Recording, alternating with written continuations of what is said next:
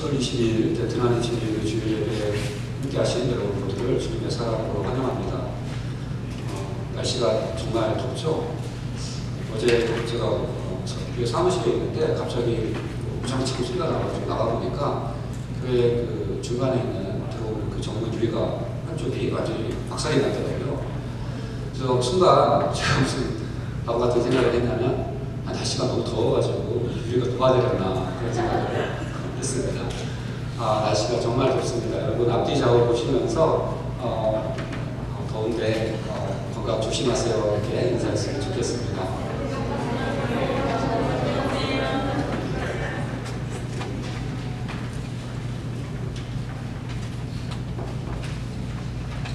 네, 오늘 우리 예배에 방문하신 방문자들 계십니다. 우리 안강원 자매 어머님 되시는 강한정 집사님, 그리고 남동생 강병찬 형제님 방문해 주셨습니다. 어떻게 계시죠? 잠깐 일어나시면 저희가 박수로 환영하겠습니다.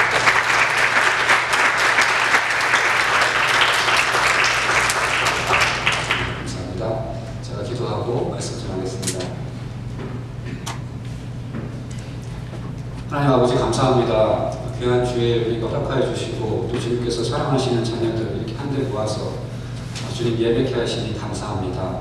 하나님 아버지 우리 이 시간 집중하여 주님께 나아갈 수 있게 하여 주시고 또 오로지 주님께 영광 돌리는 그런 귀한 예배 될 수 있도록 주님 축복하여 주시옵소서.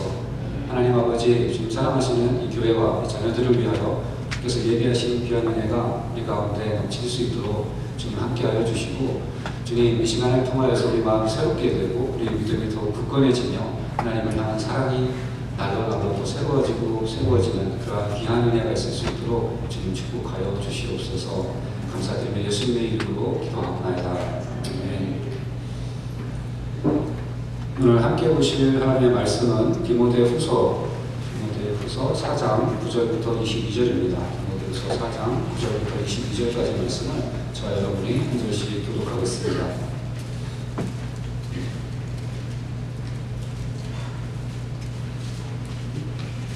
디모데후서 4장 9절입니다. 너는 어서 속히 내게로 오라.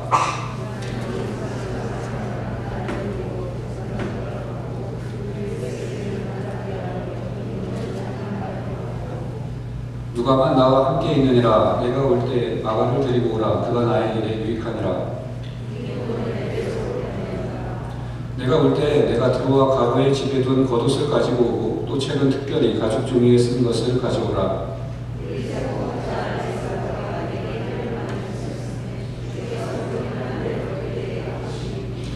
너도 그를 주의하라. 그가 우리의 말을 심히 대적하였느니라.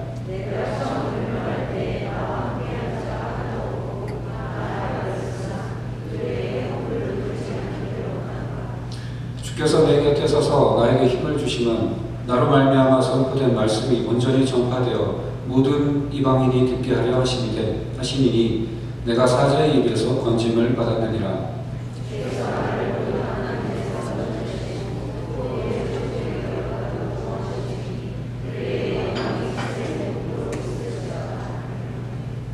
브리스가와 아굴라와 및 오네시포로의 집에 문안하라.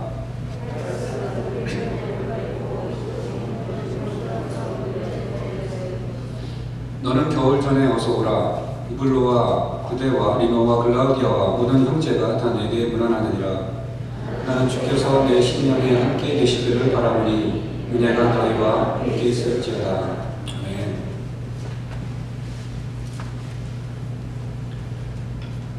그는 32살에 예수를 믿었습니다. 예수 믿는 사람들을 그 누구보다 열렬히 핍박하던 그가 예수를 만난 후에 변했습니다. 그때부터 약 30년 동안 그는 한눈 팔지 않고 로마 제국 전역을 돌면서 복음을 전하는 사도의 외길을 걸었습니다.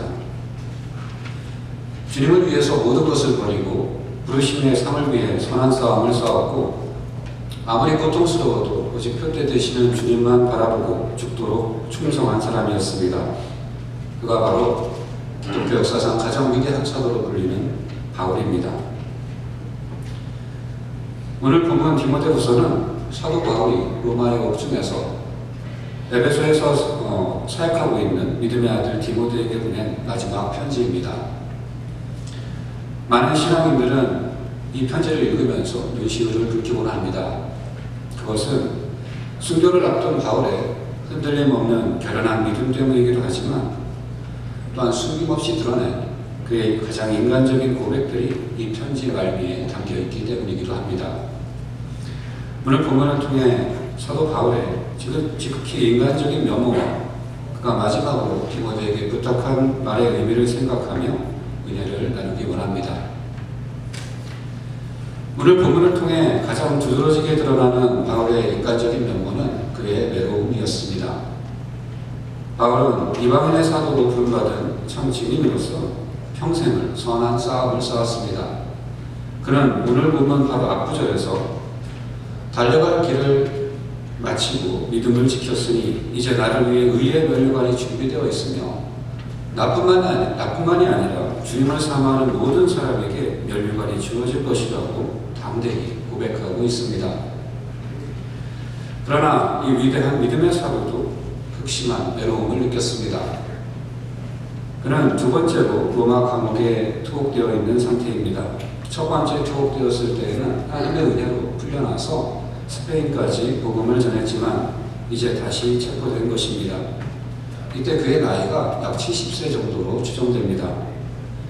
그 당시 로마의 황제 네로는 로마시가 불탄 것을 그리스도인들의 소행으로 떠넘기고는 그들을 대대적으로 핍박하였습니다. 따라서 당시의 상황으로 볼 때 바울은 자신이 이번에는 순교하리라고 예측했던 것 같습니다. 그래서 너는 어서 속히 내게로 오라고 디모데에게 편지를 쓴 것입니다. 누구나 죽음이 다가오면 사랑하는 사람을 보고 싶어 하기 마련입니다. 디모데는 친자식이라도 아비에게 그렇게 할 수 없을 만큼 바울과 15년 동안 동역하며 지성으로 섬겼습니다. 그러니 바울이 얼마나 디모데가 보고 싶었겠습니까? 위대한 사도 바울도 우리와 다를 바 없는 성정을 가진 한 사람이었습니다. 바울은 달려갈 길을 마칠 때까지 면류관이 기다리고 있다는 굳건한 믿음을 지켰지만 평범한 인간의 필요를 느끼는 연약한 인간이었습니다. 바울은 고독했습니다. 울지 마라. 외로우니까 사람이다. 살아간다는 것은 외로움을 견디는 일이다. 고연히 오지 않는 전화를 기다리지 마라. 눈이 오면 눈길을 걸어가고 비가 오면 빗길을 걸어가라. 갈대숲에서 가슴 검은 두요새도 너를 지켜보고 있다. 가끔은 하나님도 외로워서 눈물을 흘리신다. 새들이 나뭇가지에 앉아있는 것도 외로움 때문이고 네가 물가에 앉아있는 것도 외로움 때문이다. 산 그림자도 외로워서 하루에 한 번씩 마음이 내려온다. 종소리도 외로워서 울려 퍼진다. 정호승 시인의 수선화에게라는 시입니다. 인간이 얼마나 외롭고 나약한 존재인지를 절절하게 표현하고 있습니다. 아마 바울이 이 시를 읽었다면 깊이 공감하고 위로를 받았을지 모르겠습니다. 오늘 본문에는 바울이 그토록 외로웠던 이유 몇 가지가 나와 있습니다. 먼저 바울은 친구에게 버림을 받았습니다. 대만은 이 세상을 사랑하여 나를 버리고 데살로니가로 갔고 라고 오늘 본문 10절에서 말합니다. 대만은 바울이 처음 감옥에 갇혔던 2년 동안 그와 함께 했던 동역자였습니다. 그런데 두 번째 체포되었을 때에는 네로 황제가 그리스도인들을 모두 다 잡아 죽이려 한다는 얘기를 듣고 무서웠던지 데살로니가에 다녀온다고 떠나고는 다시는 돌아오지 않았습니다. 바울은 믿었던 동역자에게 버림을 받은 것입니다. 바울의 다른 동역자들도 그 곁에 없었습니다.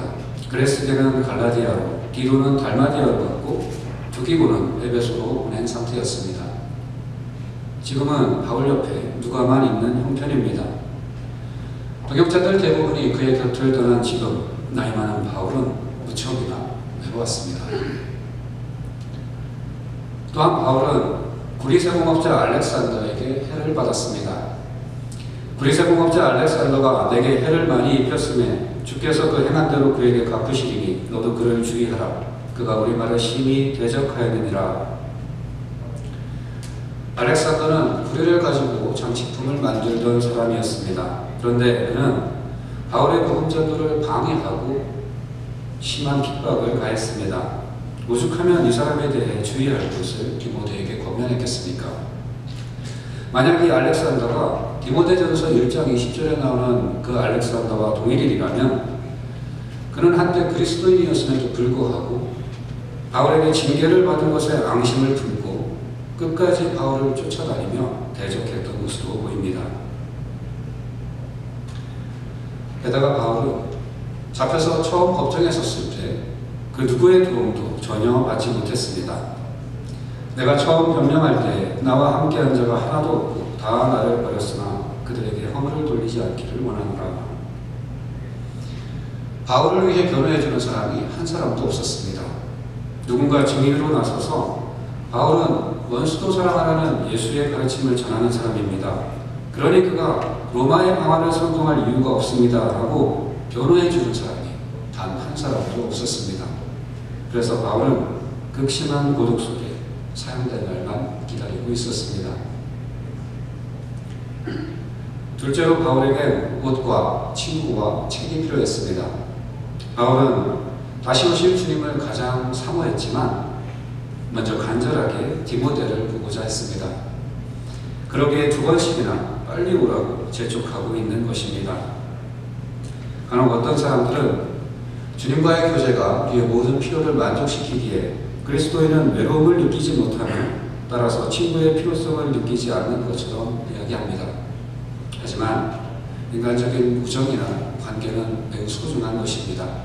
하나님도 사람이 혼자 사는 것이 좋지 못하다고 말씀하지 않으셨습니까? 외로운 죄수 바울에게는 우정뿐만이 아니라 따뜻한 옷도 필요했습니다. 바울이 갇혀있던 감옥은 너무나 추웠던 것 같습니다. 그래서 네가 올 때에 내가 들어와 과부의 집에 둔 겉옷을 가지고 오라고 말합니다. 이 당시 겉옷은 외투가 아니라 가운데 구멍을 뚫어 뒤집어 쓰면 망토처럼 푹 내려오는 것으로 감옥의 추위로부터 바울을 지켜줄 바울에게는 유일한 옷이었을 것입니다.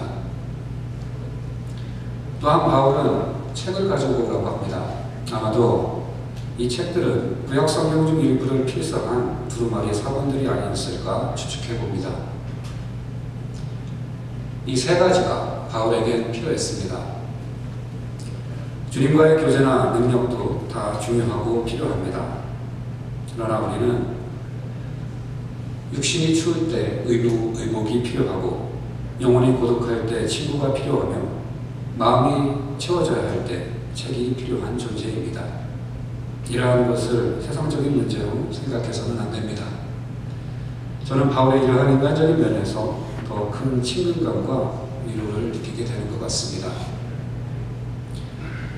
셋째로 바울은 믿음의 사람이었습니다.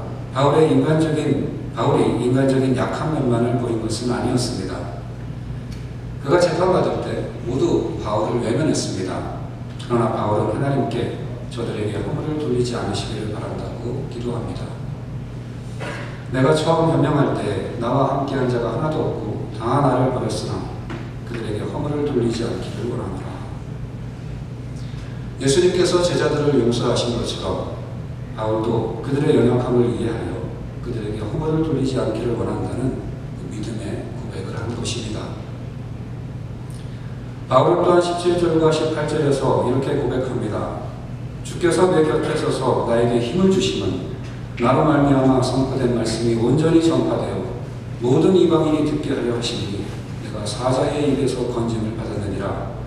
주께서 나를 모든 악한 일에서 건져내시고 또 그의 천국에 들어가도록 구원하시니 그에게 영광이 세상 무궁토록 있을지어다. 아멘. 이 얼마나 굳건한 믿음의 고백입니까? 이런 굳센 믿음이 인간적인 필요와 갈등과 어려움을 겪는 가운데서도 30년 동안 오로지 한 길만 바라보고 달려올 수 있는 원동력이었습니다. 그리고 그런 바울을 하나님은 이방인을 위한 위대한 사도로 쓰신 것입니다. 바울은 디모데에게 겨울 전에 어서 오라라고 당부합니다. 지중해는 겨울에 들어서면 기압골이 자주 통과하면서 풍랑이 심해 항해하기가 어려웠다고 합니다. 그러니 머뭇거리다가 겨울이 되면 오고 싶어도 올 수가 없으니 겨울이 되기 전에 빨리 오라고 재촉하는 것입니다. 우리는 너는 어서 속히 내게로 오라, 겨울 전에 어서 오라 하는 바울의 말 속에서 긴급함을 느끼게 됩니다. 언제 처형될지 모르는 상황이요, 겨울이 되면 항해가 어려워지는 상황입니다. 바울은 그 전에 디모데를 보고 싶었습니다. 이 기회를 놓치면 어쩌면 이제 이 땅에서는 다시는 그를 볼 수 없을지도 모르기 때문입니다. 모든 것은 때가 있습니다. 전도서 3장에 보면 천하만사에 기한이 있다고 말합니다. 범사에 기한이 있고 천하만사가 다 때가 있나니 날 때가 있고 죽을 때가 있으며 심을 때가 있고 심은 것을 뽑을 때가 있으며 죽일 때가 있고 치료할 때가 있으며 헐 때가 있고 세울 때가 있으며 울 때가 있고 웃을 때가 있으며 슬퍼할 때가 있고 춤출 때가 있으며 돌을 던져버릴 때가 있고 돌을 거둘 때가 있으며 안을 때가 있고 아는 일을 멀리할 때가 있으며 찾을 때가 있고 잃을 때가 있으며 지킬 때가 있고 버릴 때가 있으며 찢을 때가 있고 깨맬 때가 있으며 잠잠할 때가 있고 말할 때가 있으며 사랑할 때가 있고 미워할 때가 있으며 전쟁할 때가 있고 평화할 때가 있느니라. 공부하는 학생에게 공부해야 할 때가 있듯이 우리의 믿음에도 때가 있습니다. 시기를 놓치면 기회는 지나갑니다. 우리 인생에도 겨울은 찾아옵니다. 죽음의 겨울, 질병의 겨울, 환난의 겨울이 다가옵니다. 겨울이 오면 봉사하고 싶어도, 전도하고 싶어도, 일하고 싶어도 못합니다. 우리 주님도 이 땅에 계실 때 이렇게 말씀하셨습니다. 때가 아직 낮음에 나를 보내신 이의 일을 우리가 해야 하리라. 밤이 오리니 그때는 아무도 일할 수 없느니라. 마음에는 머니로되 육신이 약하도다 할 때가 이르기 전에 열심히 주님의 사명을 감당해야 하는 것입니다. 그러므로 우리는 서둘러 전도해야 합니다. 예수 믿고 영생을 얻는 것도 아무 때나 되는 것이 아닙니다. 갈 때가 있고 기한이 있는 것입니다. 살아있을 때 주님을 영접해야만 구원받고 영생을 얻을 수 있습니다.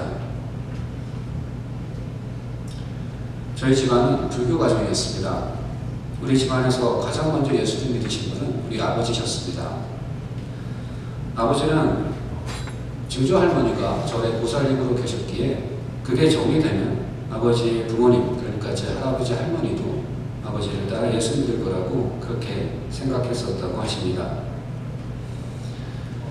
그런데 아버지가 신학생이던 시절 어느 날 잠자리에서 깨어 새벽에 기도하는 중에 갑자기 이게 아닌데, 믿음에도 다 때가 있는데 라는 절박한 생각이 들었다고 합니다. 그런 생각이 들면서 옆에서 주무시는 아버지 어머니를 보니 왜 그렇게 불쌍해 보이는지 아버지는 자기도 모르게 흐르는 눈물을 주체할 수 없었다고 합니다. 아버지가 그렇게 울고 있자 주무시던 할아버지가 깨어 몸을 일으키시더니 왜 우느냐고 부르시더랍니다. 그때 아버지가 이렇게 말씀하셨답니다. 아버지, 제가 어릴 때 극장표 한 장이 생겨서 동생이랑 함께 극장에 간 적이 있었습니다. 한 장 가지고 들어가려다 걸려서 저만 들어갔고 동생은 쫓겨났는데 들어가면서 보니 동생이 울고 있는 것입니다. 동생이 밖에서 우는 것을 생각하니 그 좋은 극장 구경도 싫어졌습니다. 그래서 극장에서 다시 나왔는데 보니 동생이 없습니다. 집에 와보니 동생이 자고 있었는데 얼마나 울었는지 아직도 눈에 눈물이 고여있는 것이었습니다. 그런데 오늘 새벽 기도하다가 갑자기 그 옛날 일이 생각난 것입니다. 그 좋은 극장 구경도 동생이 못 들어가니까 싫어져서 집으로 왔었지 않느냐. 그런데 너는 신학을 공부하고 앞으로 목사를 할 것이 아니냐. 예수 믿으면 구원받고 안 믿으면 지옥 간다는 것을 알고 있으면서 언제 아버지 어머니를 전도할 거냐. 그러다 갑자기 돌아가시면 어찌하려느냐. 이런 생각이 들어 부모를 보니 눈물이 나는 것을 참을 수 없었습니다. 아버지의 이 말을 들으신 할아버지가 그날 예수를 믿기로 결심하셨다고 합니다. 그 할아버지는 주일 예배는 3번, 휴일 예배는 1번 참석하시고 뇌출혈로 돌아가셨다고 합니다. 집안 식구 누구도 할아버지가 그렇게 갑작스럽게 돌아가신 줄 몰랐다고 합니다. 우리는 아무도 내일 일을 모릅니다. 어떤 일이든 때와 기한이 있습니다. 아직 건강할 때 봉사하고 밤이 오기 전에, 겨울이 오기 전에 서둘러 전도해야 합니다. 우리의 삶은 일방도로입니다. 한번 지나가면 다시는 돌아오지 못합니다. 그리고 어느 인생이든 살아가면서 반드시 겨울을 만나게 됩니다. 회개도 기회가 있고 봉사도 기회가 있습니다. 사랑하고 용서하는 것도 때가 있습니다. 전도도 기한이 있습니다. 겨울이 오기 전에 이 모든 결심을 하십시오. 겨울이 온 다음에는 늦습니다. 환난과 질병과 고통과 죽음의 겨울이 오기 전에 아직 기회가 있을 때 용서하고 회개하고 살아가고 봉사하고 전도하는 저 여러분이 되시기를 주님의 이름으로 축원합니다. 기도하시겠습니다.